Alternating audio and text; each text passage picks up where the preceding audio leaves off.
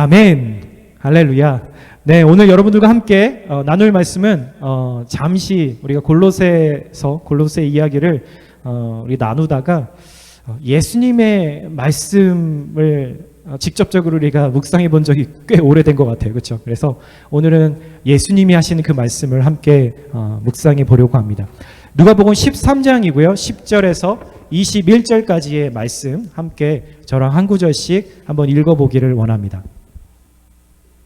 제가 먼저 10절의 말씀을 읽겠습니다. 예수께서 안식일에 한 회당에서 가르치실 때에 18배 동안이나 귀신 들려 앓으며 꼬부라져 조금도 펴지 못하는 한 여자가 있더라. 예수께서 보시고 불러 이르시되 여자여 내가 내 병에서 놓였다 하시고 안수하시니 여자가 곧 펴고 하나님께 영광을 돌리는지라. 회당장이 예수께서 안식일에 병 고치시는 것을 분내어 무리에게 이르되 일할 날이 엿새나 있으니 그동안에 와서 고침을 받을 것이요 안식일에는 하지 말 것이니라 하거늘 주께서 대답하여 이르시되 외식하는 자들아 너희가 각각 안식일에 자기의 소나 나귀를 외양간에서 풀어내어 이끌고 가서 물을 먹이지 아니하느냐. 그러면 18해 동안 사탄에게 매임바 된 것이 아브라함의 딸을 안식일에 이 매임에서 푸는 것이 합당하지 아니하냐. 예수께서 이 말씀을 하시매 모든 반대하는 자들은 부끄러워하고 온 무리는 그가 하시는 모든 영광스러운 일을 기뻐하니라. 그러므로 예수께서 이르시되 하나님의 나라가 무엇과 같을까? 내가 무엇으로 비교할까? 마치 사람이 자기 채소밭에 갖다 심은 겨자씨 한 알 같으니 자라 나무가 되어 공중의 새들이 그 가지에 깃들였느니라. 또 이르시되 내가 하나님의 나라를 무엇으로 비교할까? 마치 여자가 가루 서말 속에 갖다 넣어 전부 부풀게 한 누룩과 같으니라 하셨더라. 아멘. 네, 많이들 묵상해 보시고 또 들어보신 말씀들일 겁니다. 오늘 여러분들과 함께 나눌 말씀은 묶임에서 자유함으로라는 제목을 가지고 여러분들과 함께 나누려고 해요.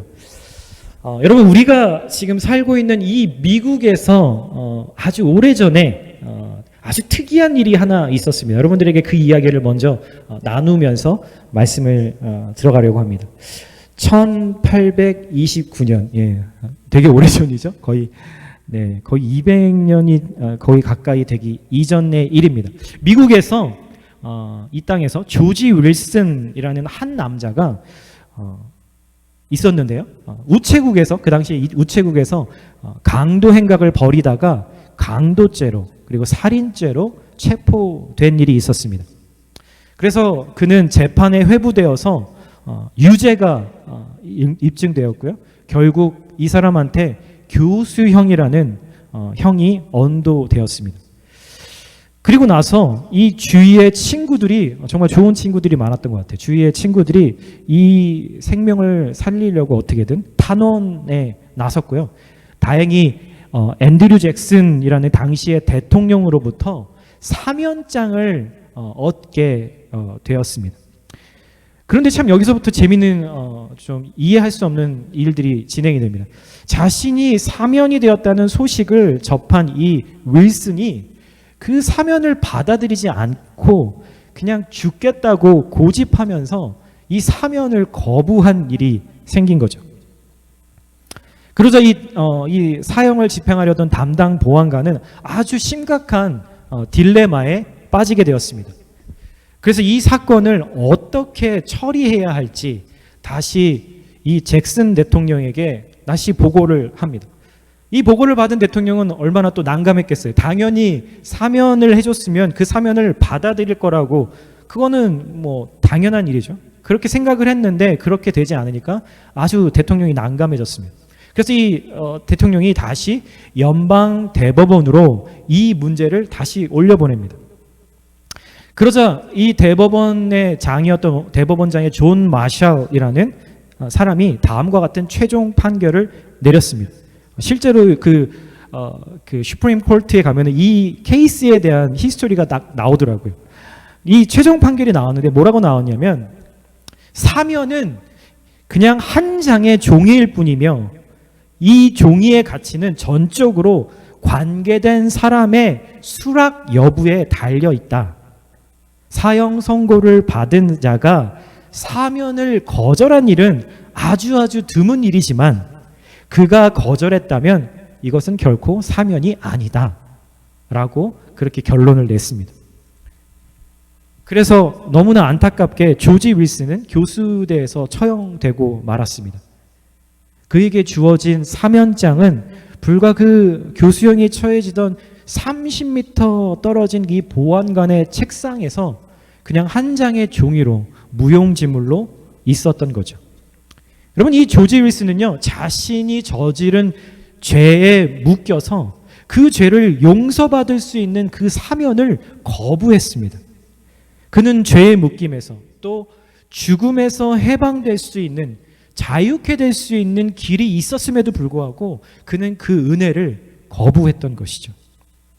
여러분, 저는 이 이야기를 책에서 읽으면서 너무나 참 안타까운 마음이 들더라고요. 그러면서도 또 한 가지 드는 생각은, 우리도 살아가면서 이 조지 윌슨처럼 참으로 참 많은 것들에 묶여서 살고 있구나라는 생각들을 해보게 됐습니다.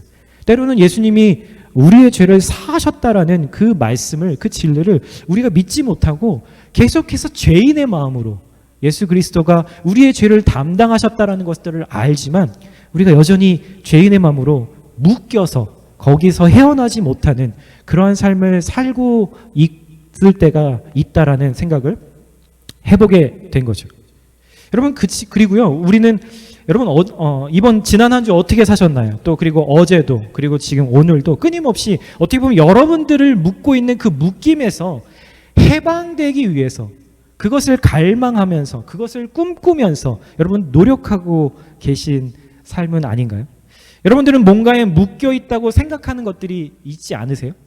곧 학생들 같으면 곧 다가올 미드텀, 파이널 시험에서 해방되기를, 또 취업 걱정에서 해방되기를, 어떤 분들은 매달 돈의 재정의 부족함에서 해방되기를, 또 어떤 분들은 허전하고 외로운 마음에서 해방되기를, 어떤 분들은 코로나의 두려움으로부터 해방되기를, 또 어떤 분들은 매번 이건 아니야 라고 생각하면서도 끊임없이 내가 넘어지고 있는, 그 반복해서 짓고 있는 죄로부터 우리는 진정으로 해방되기를 우리는 갈망하며 어제도 살았고 오늘도 살아가고 있습니다. 하지만 많은 경우 이러한 묶임으로부터 근본적으로 자유케 되기보다는 잠깐 우리를 그 묶임에서, 그 답답한 마음에서 있게 해주는 것에 기댈 때가 더 많다는 거죠.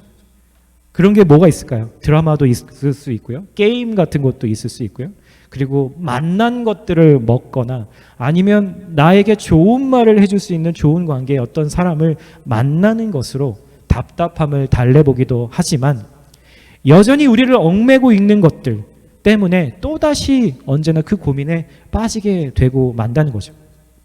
여러분, 그렇다면 여러분과 제가 이러한 묶임으로부터 해방되기를 간절히 원한다면, 제일 먼저는 그것으로부터 해방되기를 원하는 마음이 있어야겠죠. 만약에 그 간절한 마음이 우리에게 있다면 이것을 어떻게 풀 수 있을까요? 우리가 하루 이틀 노력해 본 건 아니잖아요.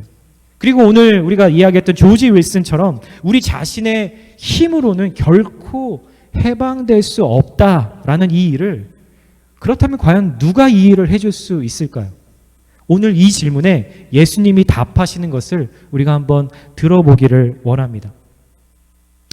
여러분, 오늘 본문에서요, 예수님은 한 여인을 이러한 매여 있는 것으로부터 풀어주십니다. 여러분, 이 여인이 묶고 있는 힘이 얼마나 강했던지 성경은 그 매임을 이렇게 표현합니다. 11절 말씀인데요, 18태 동안이나 18년 동안이나 귀신 들려서 앓으며 꼬부라져 조금 더 펴지 못하는 한 여자가 있더라. 여러분 꼬부라서 조금도 펴지 못하도록 하는 그 강력한 매임이 몇 년 동안이나 지속됐대요? 얼마 동안이요? 18년 동안. 여러분 사람이 저와 여러분 같은 사람이 참 대단해 보이는 사람들도 참 있습니다. 그런데 또 한편으로는 아주 약한 것이 바로 사람, 인간입니다. 지난번 제가요 코로나 백신을 2번째로 맞은 다음에 하루가 지나고 나서부터 막 열이 막 이렇게 올라가기 시작하더라고요. 그러면서 한 가지 느꼈던 게 있습니다. 제가 딱 3도가 거의 2.5도에서 3도 정도가 열이 나기 시작했는데 인간의 몸의 온도가 딱 3도만 높아져도요 죽겠더라고요. 정말 아무것도 못하고 하루 종일 누워서 쉬는데도 얼마나 아프고 무기력한지 여러분 그게 바로 인간입니다. 제가 그렇게 이틀을 꼬박 알았거든요. 정말 빨리 낫고 싶더라고요. 참 그래도 감사하게도 이틀이 지나니까 몸이 회복이 되는 거예요. 여러분 근데요 만약에 제가 똑같은 증상으로 열이 39.5도에 몸은 쑤시고 호흡이 힘든 상태로 만약에 이틀이 아니라 1년을 이 상태로 지속했다면 어땠을까요?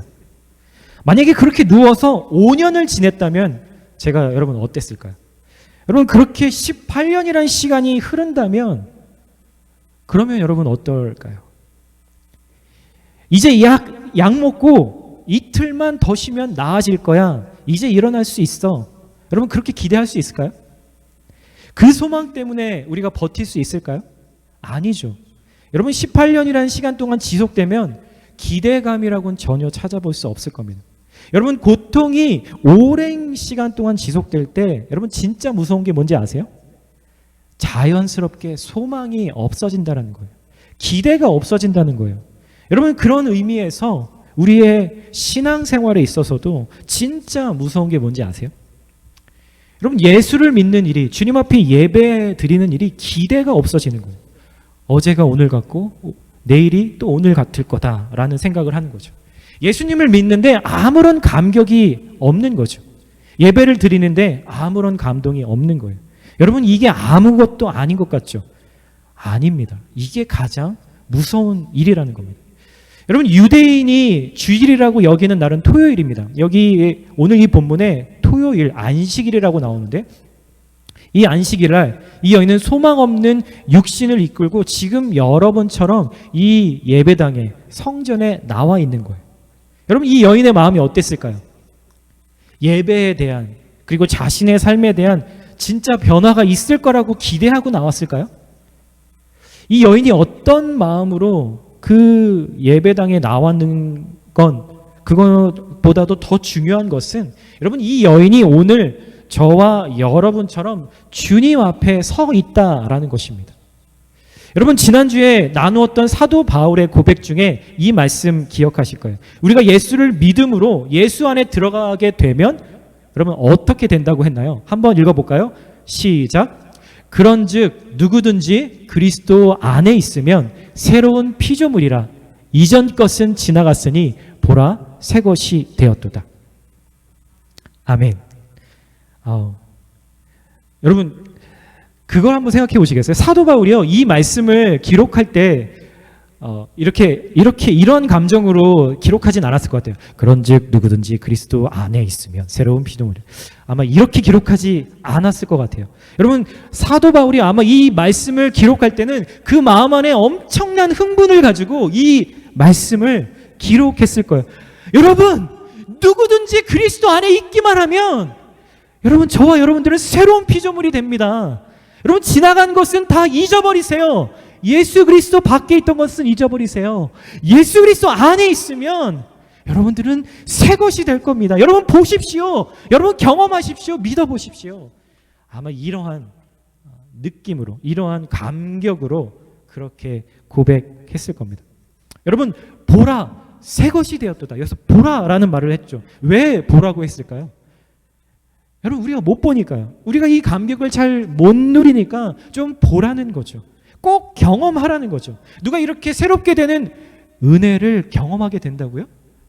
누구든지 anyone이라고 이야기합니다. 그리스도 안에 있으면 여러분들이 누구시든지 그리스도 안에 있으면 아무런 소망 없이 18년 동안 묶여있던 병자든지 늘 만족하지 못하는 사랑과 관심에 고민하는 자든지 아픈 실패의 기억에 갇혀있는 자든지 그리고 그것이 무엇이든 오랜 세월 동안 자신을 얽매고 있는 그 반복되는 죄와 고통 가운데 있는 자든지 여러분 누구든지 예수님 안에 있으면 새 것이 된다라고 이야기합니다. 여러분 우리가 매일매일 마주하는 새로운 환경들 때문에 우리가 새로운 존재가 되는 것이 아닙니다. 우리의 인생의 환경은요 여전히 어둡고요 여전히 경쟁 가운데 있고요 여전히 우리를 안식하게 만들고 쉬게 만들지 못합니다. 여전히 우리의 인생의 짐은 무겁지만 예수 그리스도 안에 있기 때문에 우리가 그분의 은혜로 말미암아 날마다 새롭게 된다는 겁니다. 이것이 지난주 바울이 골로새 교인들에게 당부했던 말씀이었습니다. 여러분 이 새롭게 되는 은혜가 있었기 때문에 우리에게는 소망이 있고 기대가 있고 매일매일 감격이 있는 거죠. 저는 우리가 드리는 이 예배 때마다 정말 이러한 은혜가 저 여러분들에게 경험되기를 진정으로 소망합니다. 여러분 이 말씀 그런즉 누구든지 그리스도 안에 있으면 새로운 피조물이라 이전 것은 지나갔으니 보라 새 것이 되었도다. 여러분 예배 때마다 여러분 우리의 심령이 새롭게 되기를 원합니다. 여러분 우리의 환경은 늘 똑같아 보이지만 예수님 때문에 소망을 얻고 새롭게 되는 새로운 시작을 하는 그런 은혜가 저와 여러분들 가운데 있기를 간절히 소망합니다. 여러분 오늘 본문을 읽으면서 저의 눈에 그리고 여러분들의 눈에도 눈이 가는 주목되어지는 대목이 있습니다. 한번 12절의 말씀을 함께 보겠습니다. 예수께서 보시고 그리고 불러 이르시되 라는 말이에요. 여러분 하나님에 대해서요 공부를 하다 보면요 조직신학이라는 것을 배우게 됩니다. 뭐 여러분들 어려운 말인데 꼭 다 아실 필요는 없어요. 여러분들이 매주 설교를 들으시는 것들 가운데 이 내용들이 다 들어가 있습니다. Systematic Theology라는 과목을 신학교에 가면 배우게 되는데요. 이 학문에서는 하나님의 여러 가지 속성들에 대해서 잘 정리해 놓습니다. 하나님이 어떤 분이신가? 하나님의 불변성, 내재성, 뭐 편재성, 무한성, 유일성, 자존성. 뭐 어려운 말이니까 기억하지 않으셔도 돼요. 이런 많은 하나님의 속성들 중에 여러분 우리가 잘 알고 있는 속성은 어떤 건가요?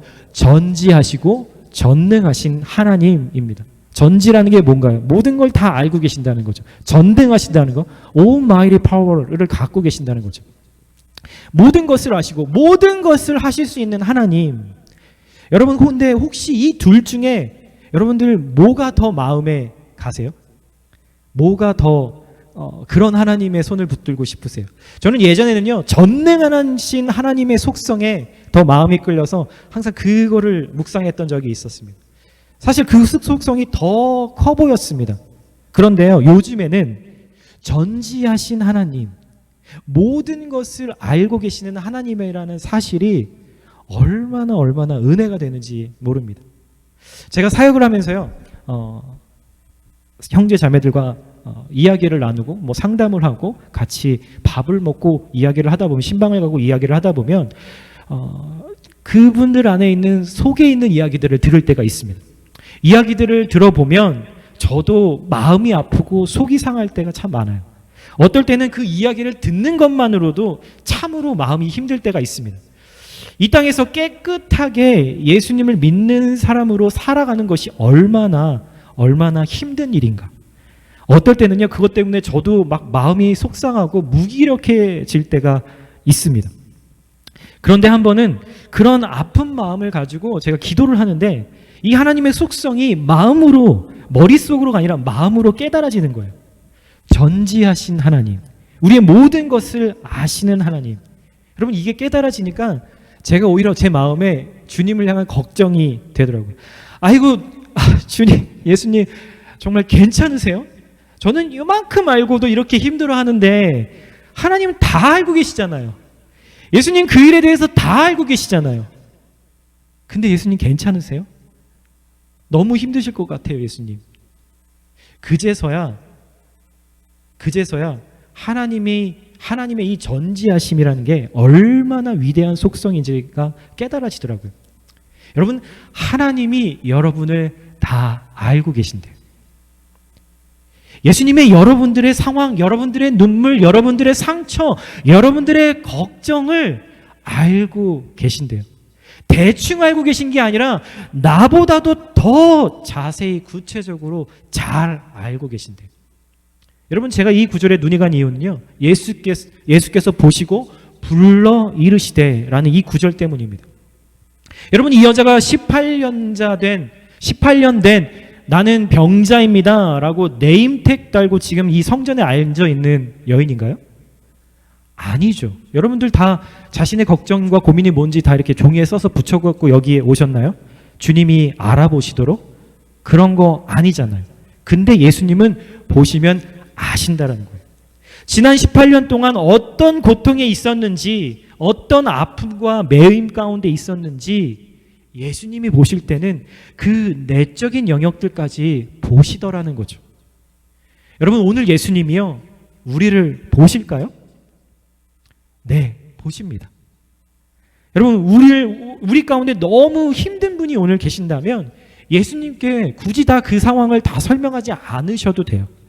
기도도 잘 안 나올 때가 있죠. 여러분, 그럴 때는요, 그냥 예수님, 주님, 그냥 그분의 이름만 불러도 그분은 다 아세요. 여러분, 오늘 이 예수님을, 그러한 예수님을 만나실 수 있게 되기를 예수님의 이름으로 축복드립니다. 예수님은 이 여인을 보실 뿐만 아니라 그 여인을 고쳐주십니다. 12절에 보면은 이렇게 이야기하죠. 여자여, 내가 내 병에서 놓였다 하시고.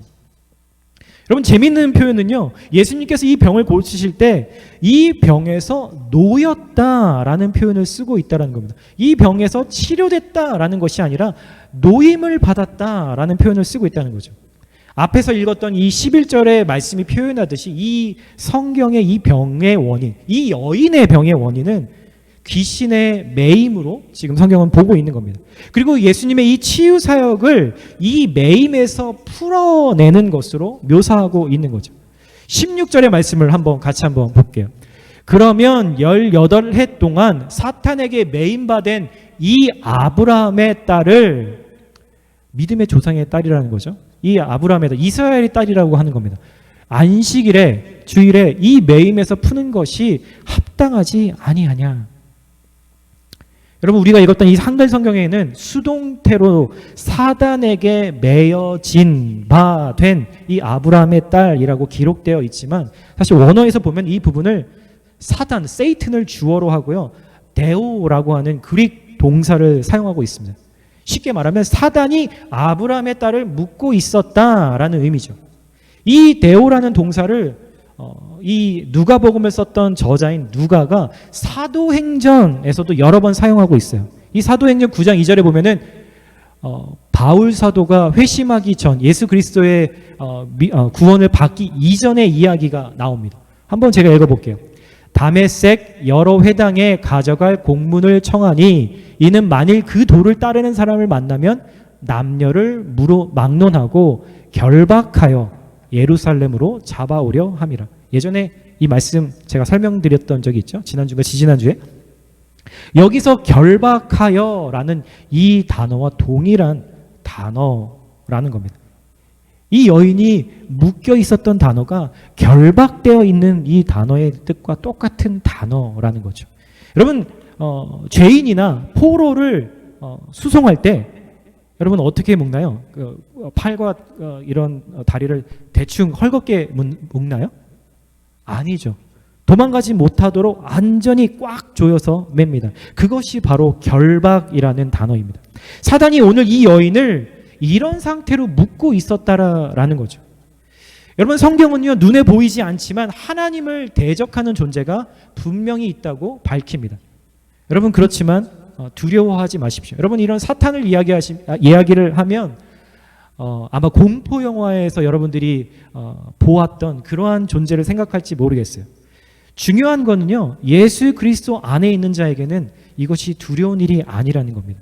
성경은요, 요한일서 5장에 예수 안에 있는 자들은 사단이 만지지도 못하고 건드리지도 못한다 라고 말합니다. 그런데요, 우리가 사단의 존재에 대해서 지나친 관심을 가지는 것도 바람직하지 않지만 그 존재에 대해서 무시하는 태도도 성경은 위험하다라고 말합니다. 왜요? 사단은 끊임없이 우리를 넘어뜨리려고 공격하는데 그 공격에 대해서 깨어 있어야 하기 때문입니다. 저기는 죽기 살기로 지금 덤벼드는데 우리는 태평하게 누워 있으면 안 되는 거죠. 여러분 뉴스를 자주 보지 않으세요? 뉴스를 보면은 어떤 이야기들이 나옵니까? 여러분 아무 이유 없이 칼부림으로 우리의 이웃을 죽였다는 뉴스, 부모가 자식에게, 자식이 부모에게 몹쓸 짓을 했다는 상상할 수도 없는 일들이 요즘 매일매일 뉴스에, 온 세계의 뉴스에 심심치 않게 나옵니다. 여러분 그런 것들을 보면서 무슨 생각이 드세요? 여러분 사단이요 죽기 살기로 덤벼들고 있다는 것을 우리가 보게 되는 거죠. 여러분 18년 동안 조금도 펴지 못하도록 누르던 그 사단이 여전히 우리를 지금 누르고 있는 것을, 이 세상을 누르고 있는 것을 보고 계신가요? 여러분 오늘날 얼마나 많은 사람들이, 청년들이 이 사단이 무겁게 누르는 성적인 타락의 힘에 의해서 넘어지고 있을까요? 그리고 얼마나 많은 가정들이 그런 이유들로 인해서 깨어지고 있을까요? 여러분 그것만이 아닙니다. 사단은 돈이라는 것을 무기로 얼마나 치열하게 우리의 삶을 얽어매고 있나요?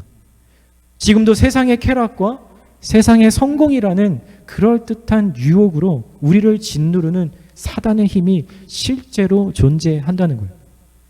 사랑하는 성도 여러분, 우리는 이 땅에 사는 동안에 이 힘으로부터 완전히 자유로울 수는 없습니다. 여러분 그래서 싸워야 합니다. 투쟁해야 합니다. 근데 우리에게 주님이 이 싸움을 싸울 수 있도록, 능히 이길 수 있도록 주신 무기가 있어요. 여러분 이 싸움들 가운데 있을 때 뭐로 싸우시겠어요? 뭐로 버티시겠어요? 제가 말씀을 준비하다 보면요, 어느 말씀들을 이렇게 준비하다 보면은 우리 교회 성도님들의 모습들이 한 명 한 명 이렇게 얼굴이 떠오를 때가 있습니다. 그러면서 제 마음에 걱정이 될 때가 있어요. 여러분 어떤 분은 참 정말 이렇게 식사 잘하고 계신지, 밤에 잠은 잘 주무시는지, 춥지는 않으신지, 학교에 잘 적응을 하고 있는지, 또 이야기하셨던 기도 제목이 어떻게 되어져 가고 있는지, 그러한 고민들, 그런 생각들을 하게 되는 거죠. 여러분 예수님의 말씀처럼 진짜 양을 이리들 가운데 보내는 마음이 저에게 들 때가 있습니다. 여러분 양과 이리가 싸우면 어떻게 될까요? 여러분 운 좋으면 열에 한 번은 양이 이리를 이길 수 있을까요? 아니죠. 절대 못 이깁니다. 싸움 자체가 안 되는 것이죠. 여러분 그렇다면 저와 여러분들은 이 세상 가운데서 안전할까요? 우리는 이 세상을 살아가면서 끄떡 없을까요? 아니죠. 언제 넘어질지 모르는 것이 바로 저와 여러분입니다. 여러분 근데 이런 생각이 들 때마다 저에게 하나의 소망이 있습니다. 그것을 붙드는 소망이 있습니다. 그게 뭔지 여러분들에게 말씀드릴게요. 사무엘상, 우리가 지난번에 사무엘상하를 보았는데 사실 앞에 시작하는 부분의 말씀은 살펴보지 않았어요. 사무엘상 2장에 보면 이런 말씀이 나옵니다. 엘가나는 라마의 자기 집으로 돌아가고 그 아이는 제사장 엘리 앞에 여호와를 섬기니라. 엘리의 아들들은 행실이 나빠 여호와를 알지 아니하더라. 사실 이 사무엘서의 주인공인 이 사무엘 선지자가 어렸을 때 어떻게 자라게 됐는지를 설명해 주는 구절이에요. 이 본문을 보면은 한나라고 하는 사무엘의 엄마죠. 엄마가 아이를 갖지 못했는데 하나님께 정말 간절히 기도했을 때 하나님이 정말 그 일을 행하셔서 사무엘이라는 아들을 갖게 되죠. 그리고 그 어머니가 아들을 하나님께 바칩니다. 그래서 아주 어린 나이에 젖을 띄고 나서 당시에 이 교회의 목사 같은 역할을 했던 제사장이었던 엘리 제사장에게 갔다가 아이를 데려다 주고 거기서 크도록 하게 되죠. 하나님만을 섬기도록 그런 환경에서 자라도록 그렇게 했던 겁니다. 여러분 어릴 때부터 목사님과 함께 교회에서 성막에서 살면서 하나님만 섬기니까 여러분 어떨 것 같으세요? 우리가 생각할 땐 우와, 야 진짜 세상으로부터 차단, 완전히 매일매일 하나님과 교제, 신앙인으로서 아주 최고의 환경이었겠구나 라고 생각할지 모릅니다. 그런데 전혀 아니었습니다. 여러분 12절의 말씀에 고발하는 것처럼 이 엘리라는 제사장의 자녀에게는 하나님을 알지 못하는 두 아들이 있었는데 그들이 어떤 짓을 했나요? 하나님께 드리는 예물을 마음대로 가로채고 예배를 우습게 여기고 회막에서 섬기는 여인과 성적인 범죄로 저지릅니다. 상상할 수 없는 일들을 벌이죠. 여러분 어린 사무엘이 맨날 지금 이걸 보고 있는 거예요. 자기보다 나이가 많은 형들이 성적으로 문란하게 즐기고 돈 밝히고 하나님을 우습게 여기는 그 모습을 지금 보고 있는 거죠. 저 세 가지의 저 세 가지가 섹스, 머니, 파워가 지금 이들의 삶 가운데 교회 안에서도 세상과 다르지 않게 일어나고 있었다라는 것입니다. 여러분 어릴 때 교육이 왜 이렇게 중요한지 아시죠? 어릴 때는 흡수력이 아주 강합니다. 어릴 때는요 공부해서 배우는 것이 아니라 보고 따라하는 거죠. 그런데 어린 사무엘이 맨날 보는 게 바로 이와 같은 겁니다. 포르노에, 폭력에, 뇌물에, 온갖 부정과 부패. 여러분 그런데 신기한 게 하나 등장합니다. 신기한 것을 한 가지 발견하게 됩니다. 어린 사무엘이 이런 환경에서 살았는데 거기에 전혀 영향을 받았다라는 이야기가 나오지 않는 거예요. 우리는 여기에서 소망을 발견하게 되는 거죠. 그러면 지금 2021년에 살고 있는 나도 이 세상이 얼마나 타락했는지와 상관없이 거기에 영향받아서 살지 않을 수 있겠구나. 나도 사무엘처럼 내가 매일매일 접하는 더럽고 추악한 이 세상에 나도 담그지 않고 영향받지 않고 살 수 있겠구나. 이러한 생각을 해보게 되는 거죠. 여러분 그 비밀이 3장 처음과 마지막에 나옵니다. 한번 같이 한번 읽어볼게요. 1절입니다. 시작. 아이 사무엘이 엘리 앞에서 여호와를 섬길 때에는 여호와의 말씀이 희귀하여 이상이 흔히 보이지 않았더라. 엘리 제사장이 섬길 때는요 말씀이 희귀했대요. 아주 드물었다는 거예요. rare했다라고 이야기하는 거죠. 근데 마지막 구절에 뭐라고 써 있을까요? 한번 읽어볼까요? 여호와께서 실로에서 다시 나타나시되 여호와께서 실로에서 여호와의 말씀으로 사무엘에게 자기를 나타내시느니라. 사무엘이 여호와를 섬기는 그 역할을 하기 시작하면서부터 하나님이 사무엘에게 말씀하시기 시작했다라고 합니다. 말씀이 희귀한 시대였어요. 지금처럼 얼마든지 돈만 주면 성경을 말씀을 구할 수 있는 시대가 아니었습니다. 성전에 가야지만 제사장들을 통해서만 그것도 아주 일부의 말씀만 들을 수 있었을 때예요. 이렇게 하나님의 말씀이 더군다나 들리지 않았던 그때였지만 사무엘에게 하나님은 말씀하시더라는 거죠. 사무엘에게는 하나님의 말씀이 들리더라라는 거죠. 하나님께서 말씀으로 사무엘에게 자신을 나타내시더라는 거예요.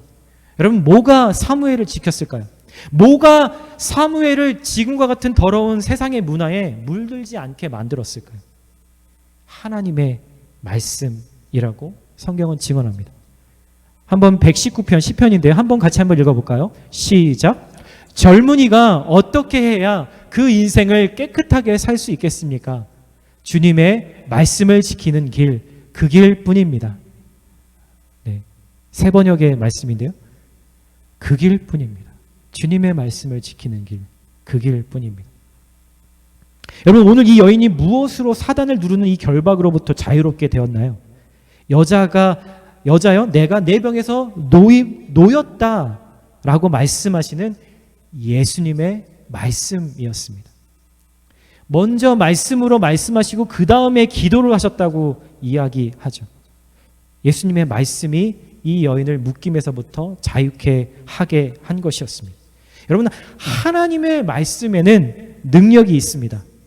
여러분 저는 이 말씀으로 저희 자녀를 키울 겁니다. 저는 이 말씀으로 제 자신을 지킬 겁니다. 그리고 저는 하나님의 말씀으로 여러분들이 이 세상을 능히 이길 수 있다고 믿습니다. 저는 이 말씀에 능력이 있음을 믿습니다. 저는 우리에게 이 말씀이 매일매일 여러분들의 삶 가운데 들려지기를 예수님의 이름으로 축복드립니다. 여러분, 오늘 이 시대가 엘리 제사장의 시대와 같이 말씀이 희귀해진 시대가 아닐까요? 너무나 역설적으로 말씀드리죠. 유튜브만 열면요, 수많은 유명한 목사님들의 말씀을 언제 어디서나 들을 수 있어요. 우리가 다양한 10개도 넘는 버전의 바이블들을 우리가 원하기만 하면 사서 읽을 수 있죠. 그런데요, 지금 이 사무엘의 어린 시절과 같이 지금 이 시대가 말씀이 희귀한 시대가 되었다라는 것이죠. 여러분, 하나님의 말씀이 여러분들의 삶 속에서 잘 들리시나요? 그 말씀을 귀 기울이시면서 지금 살고 계신가요? 여러분, 그 말씀대로 살고 계신가요? 여러분, 우리가 말씀을 매일매일 먹어야 합니다. 큐티해야 합니다. 말씀을 펴서, 성경을 펴서 자꾸 하나님의 말씀을 들으려고 여러분 애쓰셔야 합니다. 여러분, 주일 예배 때 들려지는 말씀, 여러분 이 말씀을 흘려보내지 마시고 잘 붙잡으세요. 하나라도 붙잡고 그 말씀대로 살아보려고 우리가 애쓰는 거죠. 여러분, 그 안에 진짜 능력이 있습니다. 우리의 삶을 변화시키는 능력이 바로 하나님의 말씀에 있다라고 성경은 이야기하고 있기 때문입니다. 여러분, 오늘 본문에서 우리가 또 한 가지 눈여겨보아야 할 단어가 있는데요. 그것은 바로 안식일이라는 단어입니다. 여러분, 혹시 어릴 때 청개구리 이야기 혹시 들어보신 적 있죠? 어릴 때는 참 반항하고 싶은 마음이 있으니까 청개구리처럼 이거 하라고 그러면 저거 하고 저기 가라고 그러면 여기 가고 하는 그런 거죠. 근데 여러분, 저와 여러분들도 그런 시절들이 있었잖아요. 어쩌면 지금도 그러고 있는 모습이 있을지 모르겠습니다. 학교에서 머리 짧게 자르라고 하는데도 몰래 길러보려고 그 1cm, 0.5cm를 길어보려고 애쓰고 숨겨다니고, 교복 단정히 입으라고 하면 교복 세대가 아니신 분들은 잘 모르겠지만 괜히 통도 줄이고 치마도 줄이고, 네, 다들 모범생으로 사셨나 봐요. 저는 통도 좀 줄여보고 머리도 좀 길러보려고 애써본 기억이 참 많습니다. 여러분, 미성숙할 때 사실 그런 성향들이 나타나죠. 여러분, 근데 바리새인들, 지금 이 종교 지도자들이 예수님을 볼 때 예수님이 꼭 청개구리처럼 행동하고 계신 거예요. 지금 예수님한테 예수님이 일하실 수 있는, 사역하실 수 있는 날이 일주일에 6일이나 있는데 왜 굳이 안식일에 와서 병을 고치면서 왜 자꾸 안식일에 일을 하고 있냐라는 거예요. 그게 지금 논쟁의 주제입니다. 여러분, 안식일은 하나님께서 십계명을 통해서 분명히 일하지 말라고 하신 날인데 왜 그날만 골라서 일하냐라는 것이죠. 그런데 여러분, 사복음서를 잘 살펴보면요, 예수님께서 이 안식일에 대한 이 부분을 상당히 진지하게 다루고 있다는 것을 깨닫게 됩니다. 안식일에 일을 하냐 아냐에 대해서 반복해서 등장하고 있거든요. 그런데 그때마다 예수님은 종교 지도자들을 아주 강하게 꾸짖으십니다. 이 부분에 왜 예수님이 그렇게 민감하실까요? 이 문제를 살펴보기 위해서는 다시 율법이라는 것을 잠깐 생각해 볼 필요가 있습니다. 바리새인이나 서기관들이나 같은 이러한 종교 지도자들이 중요하게 여겼던 것이 바로 이 법을 지키는 거예요. 십계명으로 대표되는 율법, 여러분들 대략은 아시잖아요. 이스라엘 백성들이 출애굽하면서 하나님께로 받은 명령이죠. 그런데 이 시간이 지나면서 율법을 공부하던 그 학자들이 이 모든 규정을 아주 더 세밀하게 일상생활에 적용시킵니다. 그래서 미시나라는 유대인들이 보는 책에는요, 안식일에 해서는 안 될 39가지의 일들이 기록되어져 있어요. 거기에는요, 너무 재밌죠? 글자를 쓰면 안 되는데 2글자 이상을 쓰면 안 돼요. 한 글자는 괜찮대요. 2글자 쓰는 일 안 되고요. 2글자를 쓰기 위해서 쓰다가 다시 2글자를 지우는 일도 안 된다고 하고요. 빵을 굽는 일, 우리로 말하면 밥을 하는 거랑 마찬가지겠죠. 빵을 굽는 일도 안 되고요. 불을 켜는 일, 라이트를 켜는 것도 안 되고요. 불을 끄는 일도 안 됩니다. 여러분, 안식일에 옆집 마당에 불이 붙어서 불이 번져가는데, 여러분, 그거 끄면은 하나님이 속상해 하실까요? 안식일에 한 거니까 안식일을 거룩하게 지키라는 의미가 진짜 그걸까요? 하나님이 그거 생각하시면서 이 명령 주신 걸까요? 아니죠. 그러니 예수님이 이게 속이 터지시는 거예요.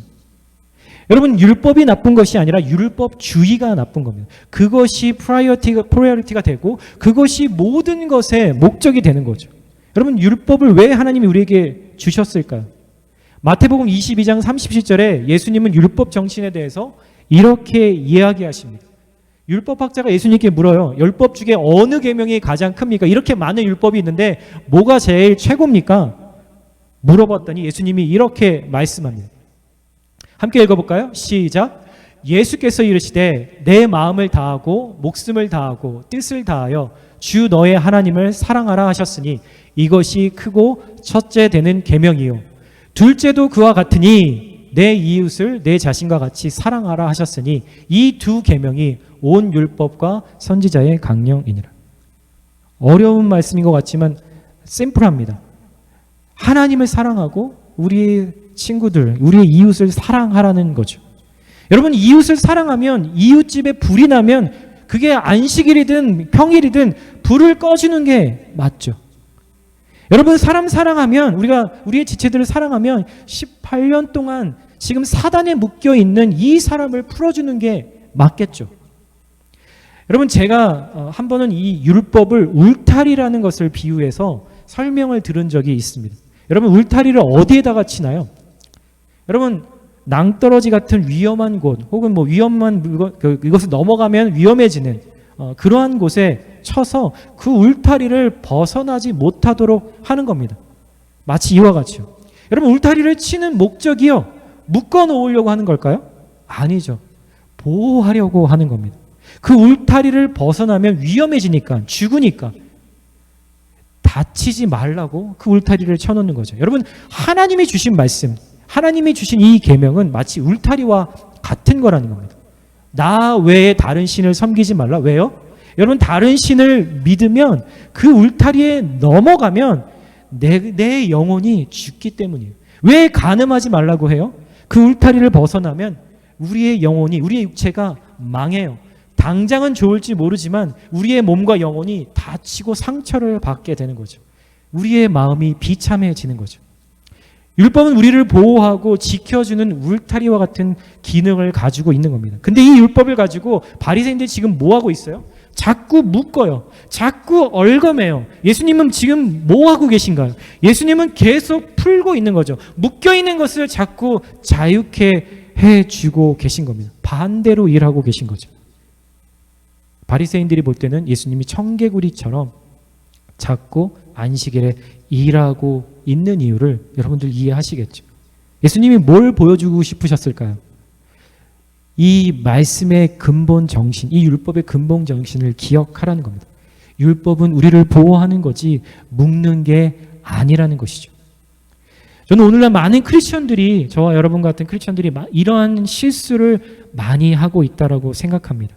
여러분, 오늘날 기독교가 여러분 왜 이렇게 욕을 먹는 종교가 됐을까요? 여러분, 요즘 기독교가 엄청나게 세상으로부터 지탄을 받고 있다는 것은 아시죠? 기독교가 왜 이렇게 초라해졌을까요? 여러분, 바다를 짜게 하는 것은 3%, 물 안에 들어있는 3%의 소금이라고 합니다.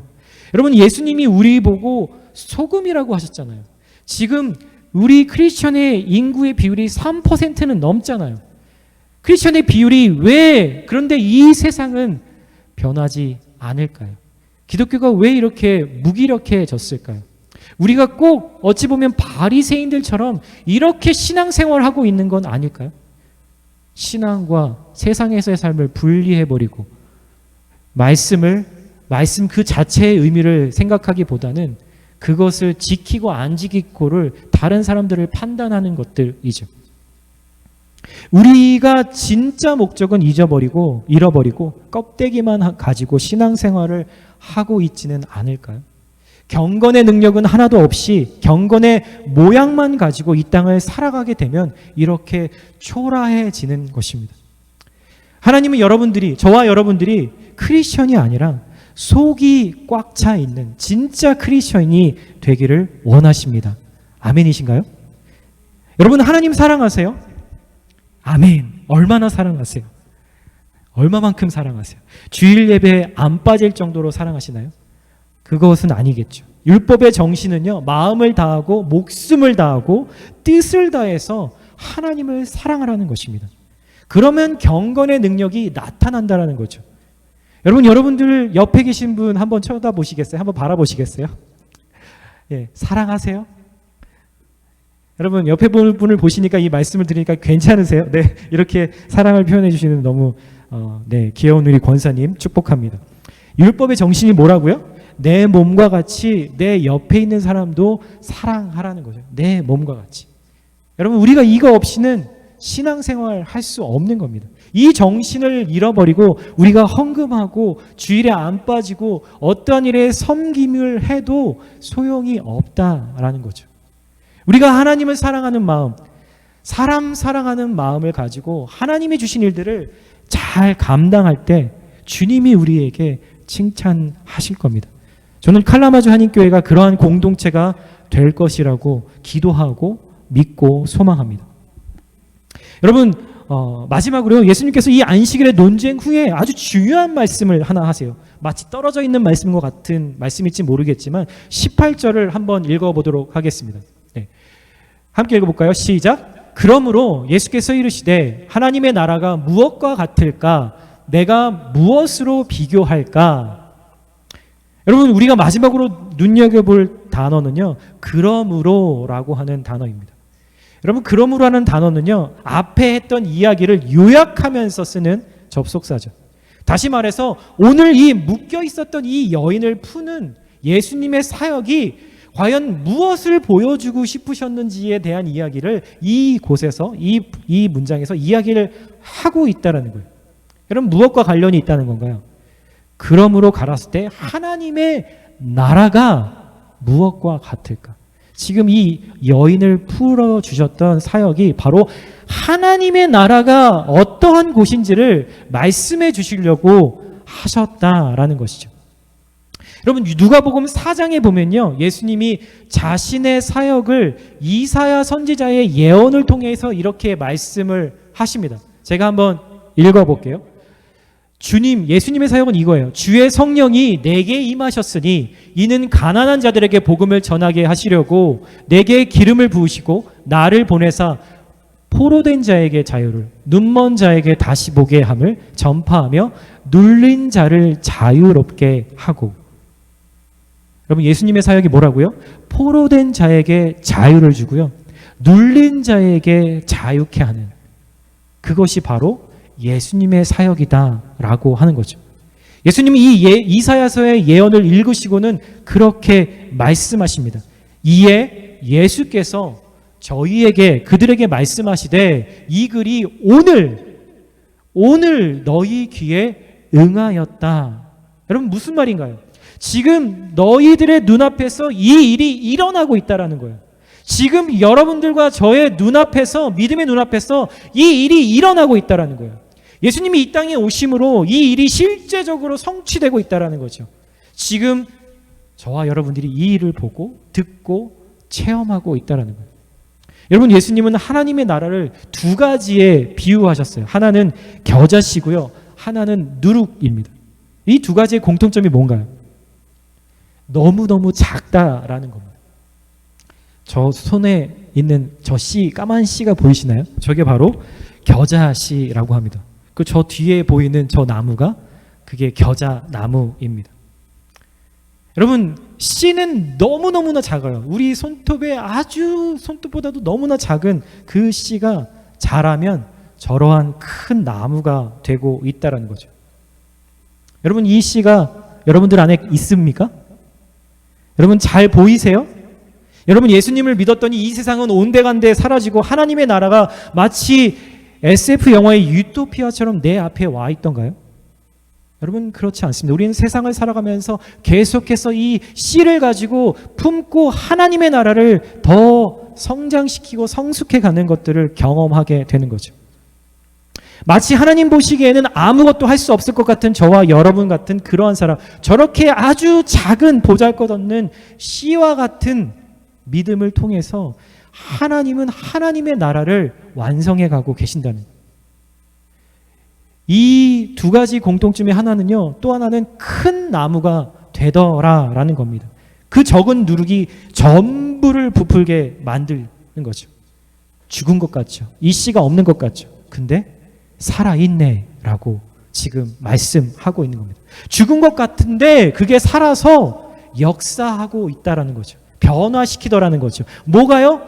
하나님 나라가 우리 안에서 자라고 있다라는 것입니다. 그게 하나님이 일하시는 원리라고 말씀하시는 거예요. 하나님의 나라, 하나님의 식, 하나님의 방법, 하나님의 뜻이라는 거예요.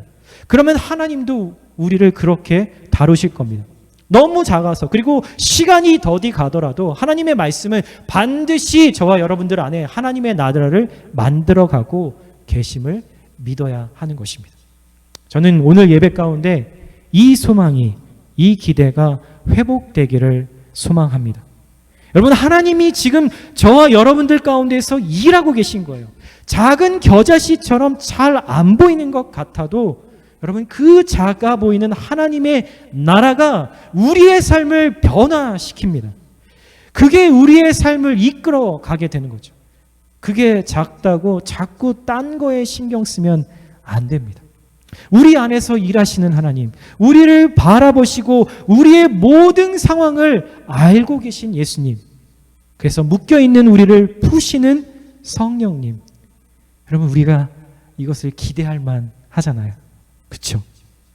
우리가 이 하나님 나라를 꿈꾸며 이 땅에서도 우리도 묶인 자를 자유케 하는 이 예수님의 사역에 우리가 함께 동참하는 예수님의 여러분들의 삶이 되기를 예수님의 이름으로 축복드립니다. 아멘. 아멘.